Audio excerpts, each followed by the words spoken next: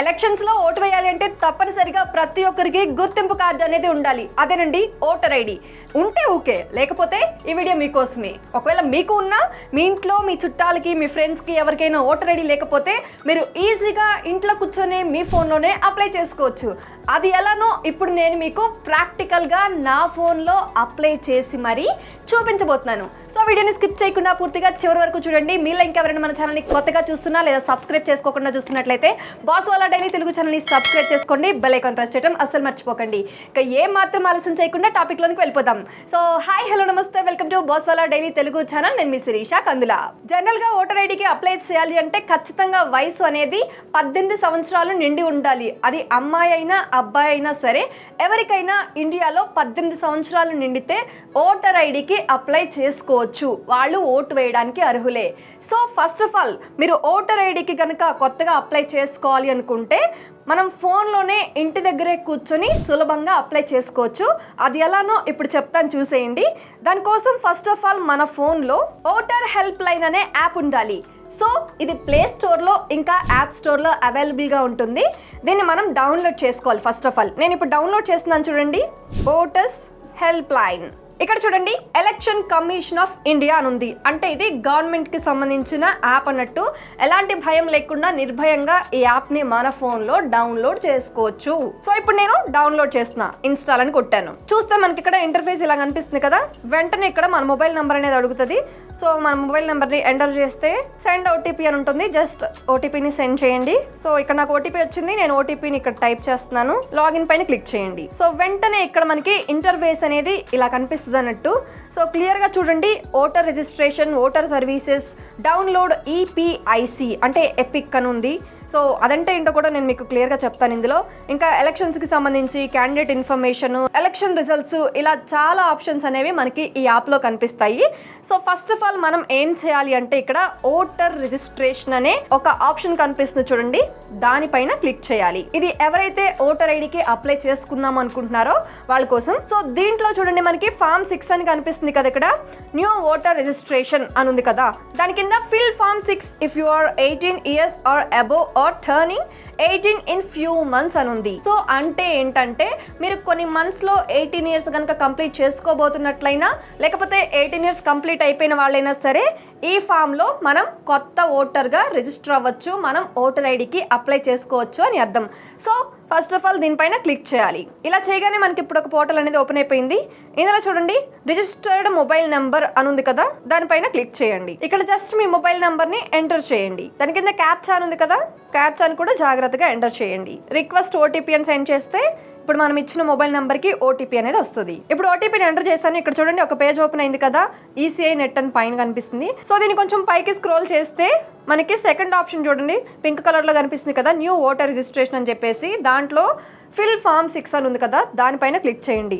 ఇక్కడ మనకి ఒక పేజ్ ఓపెన్ అవుతుంది. ఇందులో స్టేట్ సెలెక్ట్ చేసుకోవాలి, నెక్స్ట్ డిస్ట్రిక్ట్ సెలెక్ట్ చేసుకోవాలి, అండ్ దాని తర్వాత నేమ్ ఆఫ్ అసెంబ్లీ కాన్స్టిట్యుయెన్సీ అని ఉంది. దాంట్లో ఏదైతే ఉందో మీ కాన్స్టిట్యుయెన్సీ అది సెలెక్ట్ చేసుకోవాలి అన్నట్టు. దాని తర్వాత నెక్స్ట్ క్లిక్ చేయాలి. ఇక్కడ చూడండి, పర్సనల్ డీటెయిల్స్ అని ఉంది. పేరు అడుగుతుంది. మీ పేరుని కూడా ఎంటర్ చేస్తే అది ఆటోమేటిక్ గా తెలుగులో వచ్చేస్తుంది అన్నట్టు. ఇంకొంచెం పైకి స్క్రోల్ చేస్తే మీ ఫోటో అప్లోడ్ చేయమని అడుగుతుంది. సో ఇందులో మీ ఫోటో ఒకటి అప్లోడ్ చేయండి. దాని కింద చూడండి, రిలేటివ్స్ ని ఎవరో ఒకరిని సెలెక్ట్ చేసుకోమని అడుగుతుంది. ఫాదర్, మదర్, ఇలా మీకు ఎవరు ఉంటే వాళ్ళని సెలెక్ట్ చేసేసుకోండి. ఆ తర్వాత నేమ్, మీరు ఎవరిని సెలెక్ట్ చేసుకున్నారో వాళ్ళ నేమ్ ఎంటర్ చేయండి. అది ఆటోమేటిక్ గా తెలుగులో వచ్చేస్తుంది కింద. And sir name, me initial ఏంటో సెలెక్ట్ చేసుకోండి. అది ఆటోమేటిక్ గా కింద తెలుగులో వచ్చేస్తుంది. మళ్ళీ నెక్స్ట్ అని క్లిక్ చేయండి. ఇప్పుడు contact details self or relative mentioned above అని ఉంది. సో సెల్ఫ్ ఇచ్చేసుకోండి. అక్కడ కింద మీ నంబర్ ఎంటర్ చేయండి. దాని కింద ఈమెయిల్ ఐడి ఉంది కదా, సెల్ఫ్ అని క్లిక్ చేసుకొని మీ ఈమెయిల్ ఐడిని ఎంటర్ చేసేయండి. నెక్స్ట్ అని ఉంది. ఇప్పుడు మీ ఆధార్ డీటెయిల్స్ అడుగుతున్నది. ఇక్కడ ఆధార్ అని సెలెక్ట్ చేసేసుకోండి. ఇప్పుడు ఇక్కడ మీ ఆధార్ కార్డ్ నెంబర్ ని ఎంటర్ చేసుకోవాలి. నేను నా ఆధార్ కార్డ్ నెంబర్ ని ఎంటర్ చేసి చూపిస్తాను. దాని కింద జెండర్ అని ఉంది చూడండి, ఫీమేల్ సెలెక్ట్ చేసుకుంటున్నాను. నెక్స్ట్ చూసుకున్నట్లయితే డేట్ ఆఫ్ బర్త్ ఉంది. గుర్తుపెట్టుకోండి, డేట్ ఆఫ్ బర్త్ అనేది కరెక్ట్ గా ఇవ్వాలి. ఆధార్ కార్డ్ లో ఏదైతే ఉందో అలాగే ఉండాలి, యాజ్ ఇట్ ఈస్. మనం ఇచ్చే నేమ్ అయినా, అడ్రస్ అయినా, లేకపోతే మనం ఇచ్చే డేట్ ఆఫ్ బర్త్ అయినా సరే ఆధార్ కార్డ్ లో ఉన్నది మాత్రమే ఉంటే అది మ్యాచ్ అవుతుంది. అప్పుడు మాత్రమే మనకి అప్రూవ్ అవుతుంది అన్నట్టు. సో సెలెక్ట్ చేసుకునే ముందు చూసుకొని జాగ్రత్తగా ఆధార్ కార్డులో ఉన్న విధంగా సెలెక్ట్ చేసుకోండి. నేను ఇక్కడ నా డేట్ ఆఫ్ బర్త్ అనేది ఇచ్చేస్తున్నాను. కింద మనకి ప్రూఫ్ అడుగుతుంది అన్నట్టు, document for proof of date of birth అని. బర్త్ సర్టిఫికేట్, లేకపోతే ఆధార్ కార్డు, పాన్ కార్డు, ఇవి ఎలాంటివైనా ఇవ్వచ్చు. సో నేను జస్ట్ ఆధార్ కార్డ్ అనేది ఇచ్చేస్తాను. ఆధార్ కార్డ్ సెలెక్ట్ చేసుకున్నాను. నెక్స్ట్ సెలెక్ట్ చేసుకోవాలి. ఇక్కడ చూడండి ప్రెజెంట్ అడ్రస్ డీటెయిల్స్ అని ఉంది. సో మీ హౌస్ మీ ఎక్కడుంది ఏంటి క్లియర్ గా అడ్రస్ మొత్తం ఇవ్వాలి. దాని కింద విలేజ్ అని ఉంది. నెక్స్ట్ పోస్ట్ ఆఫీస్ ఎంటర్ చేయమంటుంది. ఎంటర్ చేయండి ఎక్కడుందో.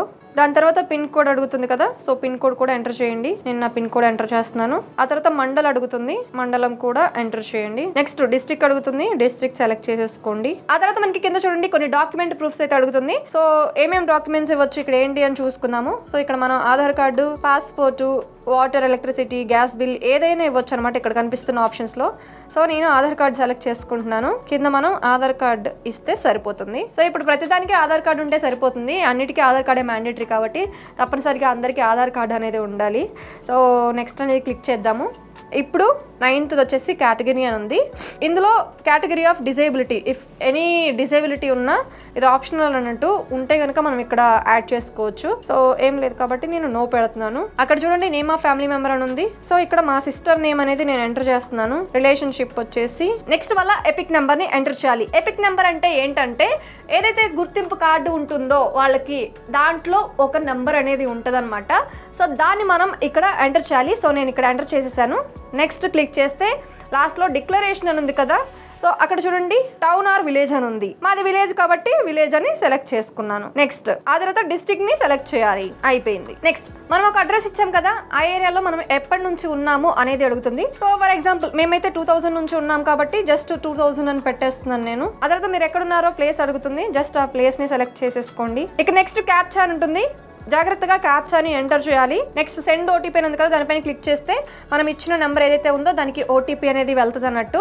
సో ఇక్కడ నాకు ఓటీపీ వచ్చింది. నేను ఇక్కడ దాన్ని ఎంటర్ చేస్తున్నాను. అండ్ దాని కింద ప్రివ్యూ అండ్ సబ్మిట్ అని ఉంటుంది. క్లిక్ చేస్తే మనకి ఇక్కడ చూడండి ఫామ్ 6 అనేది వచ్చింది కదా, election commission of India application form for new voters అని. సో ఇక్కడ మనకి క్లియర్ గా కనిపిస్తాయి ఏమేమి నేమ్స్ ఇచ్చాను, అన్ని కరెక్ట్ గా ఉన్నాయా లేదా, ఆధార్ కార్డ్ లో ఉన్నట్టు ఉన్నాయా లేదా క్లియర్ గా చూసుకోండి. ఇక్కడ నేను ఇచ్చిన ఫోటో కావచ్చు, ప్రతి ఒక్కటి క్లియర్ గా అన్ని మనకు ఒక ఫామ్ అనేది కనిపిస్తూ ఉంది అన్నట్టు.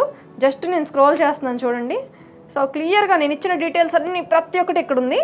సో దాన్ని క్లిక్ చేసేసుకొని ఈ సైన్ అండ్ సబ్మిట్ అని లాస్ట్లో ఉంటుందండి. అది క్లిక్ చేస్తే చాలు. కాకపోతే ఇప్పుడు మీరు ఇదంతా చూసుకునే సమయంలో మీకు ఏదైనా చిన్న చిన్న మిస్టేక్స్ కనిపించినా కానీ జస్ట్ కీప్ ఎడిటింగ్ అనే ఆప్షన్ ఉంది కదా ఇక్కడ, దానిపైన క్లిక్ చేసి మళ్ళీ మీరు కావాలంటే మిస్టేక్స్ ఏమైనా ఉంటే వాటిని రీకరెక్ట్ చేసుకోవచ్చు.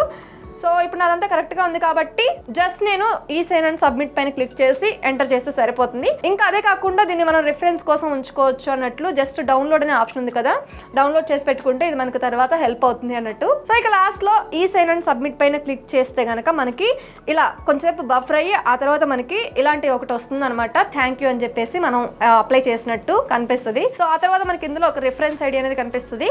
ఈ రిఫరెన్స్ ఐడి ఎందుకు అంటే మనం అప్లై చేసిన తర్వాత మనం చెక్ చేసుకోవచ్చు మనకి ఈ ప్రాసెస్ ఎంతవరకు కంప్లీట్ అయింది, మనకి యాక్సెప్ట్ అయిందా రిజెక్ట్ అయిందా, మనం అప్లై చేసింది మనం ఇచ్చిన డీటెయిల్స్ కనుక అన్ని కరెక్ట్గా ఉండి ఆధార్ కార్డుతో మ్యాచ్ అయి ఉంటే కనుక తప్పకుండా మనకి అప్లికేషన్ అనేది అప్రూవ్ అవుతుంది. ఈ రెఫరెన్స్ నెంబర్తో మనం తెలుసుకోవచ్చు. అయితే అప్లై చేసిన తర్వాత మనకి అప్రూవ్ అయితే కనుక ఖచ్చితంగా 10 నుంచి 40 రోజుల్లో మన ఇంటికి కార్డ్ వచ్చేస్తుంది. డైరెక్ట్గా ఓటర్ ఐడి వచ్చేస్తుంది. మనం ఎక్కడికి వెళ్ళాల్సిన పని లేదు, డైరెక్ట్గా పోస్ట్లో మనకి వచ్చేస్తుంది అన్నట్టు. సో అర్థమైంది కదా, ఈ వీడియో మీ అందరికీ ఉపయోగపడుతుందని అనుకుంటున్నాను. ఇలాంటి మరొక సరికొత్త ఇంట్రెస్టింగ్ అప్డేట్తో మళ్ళీ ముందుకు వస్తాను. అప్పటి వరకు మన బాస్ వాళ్ళ ఢిల్లీ తెలుగు ఛానల్లో చాలా రకాల ఇన్ఫర్మేటివ్ వీడియోస్ ఉంటాయి.